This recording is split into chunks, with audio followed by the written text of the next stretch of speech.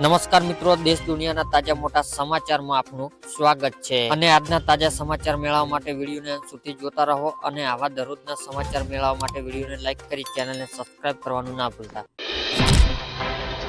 2000નો હપ્તો જાહેર એટલે કે મિત્રો દેશના ખેડૂતો માટે સારા સમાચાર સામે આવ્યા છે કે પ્રધાનમંત્રી કિસાન સન્માન નિધિ હપ્તો લઈને અપડેટ સામે આવી છે। સરકાર ચાલુ નાણાકીય વર્ષ 2 હપ્તા આપ્યા છે। હવે આ કારોબારી વર્ષનો છેલ્લો હપ્તો આપવાનો છે। 5 ઓક્ટોબર 2024 ના ખેડૂતોના ખાતામાં 18મો હપ્તો આવ્યો હતો। હવે એવું માનવામાં આવે છે કે જાન્યુઆરીમાં ફેબ્રુઆરીમાં રકમ ખેડૂતોને આપવામાં આવશે। આ સિવાય ઘણા બધા ખેડૂતોને એવું પણ કહી રહ્યા છે કે આવનાર બજેટ એટલે કે બજેટ 2024-25માં આ રકમ વધીને 4000 રૂપિયા થઈ શકે છે।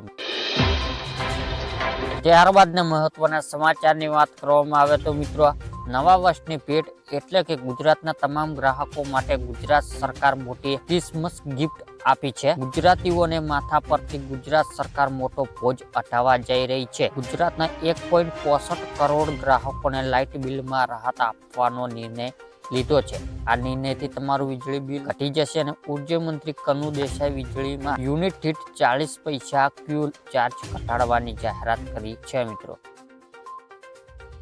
ત્યારબાદના મહત્વના સમાચારની વાત કરવામાં આવે તો મિત્રો, પેટ્રોલ અને ડીઝલ થશે સસ્તું એટલે કે આવનાર દિવસોની અંદર પેટ્રોલ અને ડીઝલના ભાવમાં ઘટાડો જોવા મળે છે। પેટ્રોલ અને ડીઝલના ભાવમાં જે 2 પ્રકાર ટેક્સ લાગતો હતો તે ટેક્સ મોદી સરકાર એટલે કે કેન્દ્ર સરકાર હાલમાં નાબૂદ કર્યો છે અને આ ચલક કંપનીઓને રાહત આપતા મોદી સરકાર સ્થાનિક રીતે ઉત્પાદન ક્રૂડ ઓઇલ, એવિએશન ફ્યુલ અને પેટ્રોલ ડીઝલ નિકાસ પર લાગતો જે વિથફોલ ટેક્સ હાલમાં નાબૂદ કરી દીધો છે ને એટલે કે આ બંને પ્રકારના જે ટેક્સ છે એ ઓઇલ કંપની ઉપરથી નાબૂદ કરવામાં આવ્યા છે અને નાના રાજ્ય મંત્રી પંકજ ચૌધરી રાજ્યસભામાં આ સંબંધ નોટિફિકેશન રજૂ કર્યું હતું। નિષ્ણાતોનું કહેવું છે કે આ નિર્ણયથી તેલ કંપનીઓને નફામાં વધારો થશે અને તેમના પર પેટ્રોલ અને ડીઝલની કિંમતમાં ઘટાડાનું દબાણ પણ બનશે।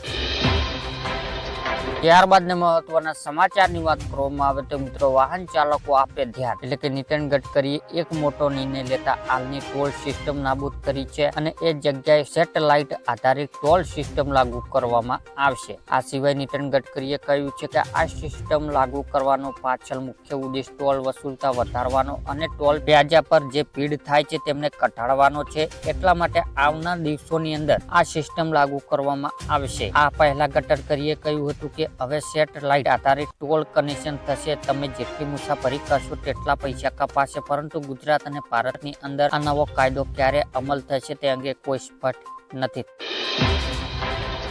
ત્યારબાદના મહત્વના સમાચારની વાત કરવામાં આવે તો મિત્રો, ખેડૂતોને ખુશ ખબર એટલે કે કિસાન ક્રેડિટ કાર્ડ લઈને મોટી જાહેરાત નાણામંત્રીએ ગયા બજેટમાં ફરી નિર્મલા સીતારમણે કહ્યું છે કે 5 રાજ્યોના કિસાન ક્રેડિટ કાર્ડ લોન્ચ કરવામાં આવશે અને ઉલ્લેખનીય છે કે કિસાન ક્રેડિટ કાર્ડ યોજના ખેડૂતોને ઓછા વ્યાજે લોન આપશે અને આ શોર્ટ ટર્મ લોન ખેડૂતોને નાના જરૂરિયાતો પૂરી કરવામાં મદદ કરશે। આ યોજના અંતર્ગત ખેડૂતોને 4% દરે 3 લાખ રૂપિયાની લોન મળશે।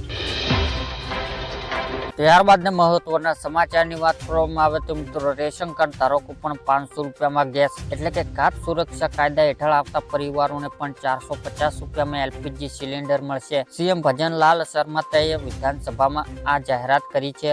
અગાઉ ઉજ્જવલા યોજના અને બીપીએલ પરિવારોને માત્ર 450 રૂપિયામાં સિલિન્ડર આપવામાં આવતા હતા, પરંતુ હવે રાશન ઘઉં લેતા પરિવારોને પણ લાભ મળશે। કેટલાક અન્ય રાજ્યોમાં પણ એલપીજી સિલિન્ડર 500 રૂપિયામાં આપવામાં આવી રહ્યો છે।